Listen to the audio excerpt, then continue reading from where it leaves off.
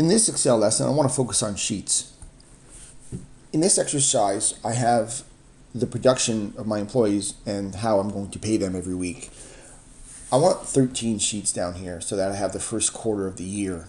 And by default, we only get 3 sheets. So I need to add 10 sheets to this, and then I want to copy and paste all of this information to all of those sheets. So I would start by simply, you can click on this button to get a new sheet. You can also right click on any sheet and you can insert worksheet, which is a little bit longer.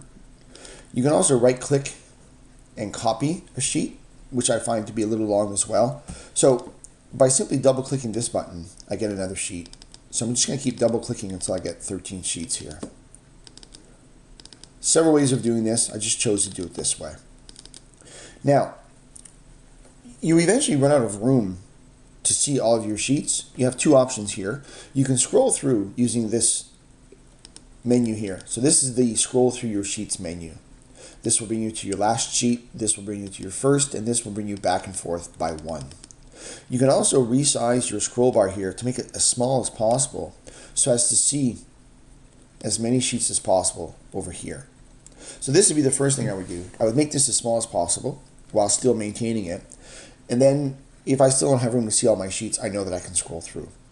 Now, the next thing I want you to know is that you can rename your sheets, and that you should rename your sheets, especially when you're using more than one. So you simply right click, go to rename, and then type whatever it is you'd like to name this. And in this case, I would want week 1. Notice I'm not using a space. Don't ever use a space.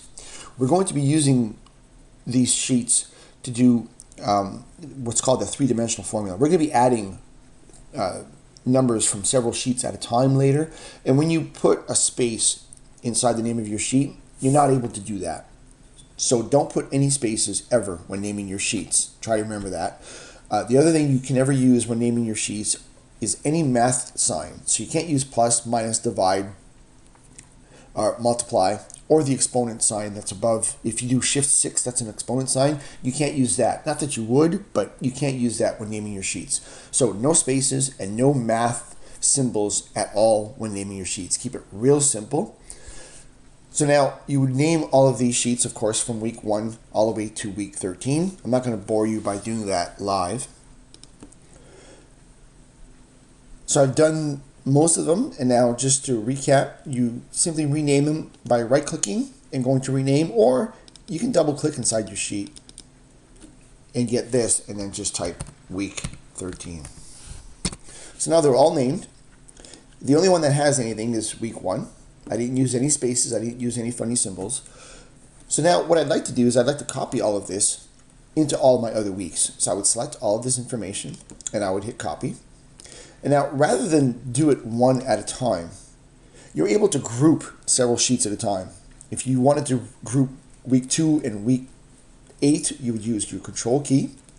But in this case, I want week 2 all the way to week 13. So I'm going to put my shift key down and leave it down and click on week 13. Now, it's very subtle. I wish it would color the tabs in a different way so that it was more obvious. But right now, all of these sheets are whited out because it's telling me that they're grouped. And up here, it tells you that you have a group. It doesn't tell you which ones you have grouped, but I knew that I had selected week 2, put my shift key down, and then clicked on week 13, let go my shift key, and that grouped all of these sheets together. So now, when I paste or do anything, it will affect every single one of these sheets. So I'm going to go ahead and paste.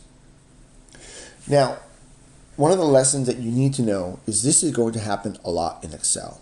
This is simply telling you that your column isn't wide enough for the data that's inside. Now we know that we can double click here and make our column wider, but I also want you to know that aside from just pasting, you have the ability to paste special. So now I've just pasted, I believed everything, but it didn't all come through. The last thing I'm going to want to do is say, give me the column widths as well, and then hit OK. So now it's adjusted my column widths so that they're exactly the way they were in week 1. So I don't need to do all of that formatting through all of my sheets. So I'm going to click off of this group, go back to week 1, and then just one at a time, I'm going to show you that it did in effect paste to every single one of these weeks. So you're able to save yourself a whole bunch of time doing that. Now, because week 2 to week 13 haven't occurred yet. I don't know what the production is going to be. So I would delete the actual production numbers, and that's going to leave me with formulas that are ready to go. And I can also delete bonus if I wanted to. Right? So now nobody's got anything yet because they haven't worked this week yet, right? Or any of these weeks. And then I would save this, and now they're ready to go for those weeks as they come. Few other things about sheets is that you can also color them if you want to color code them.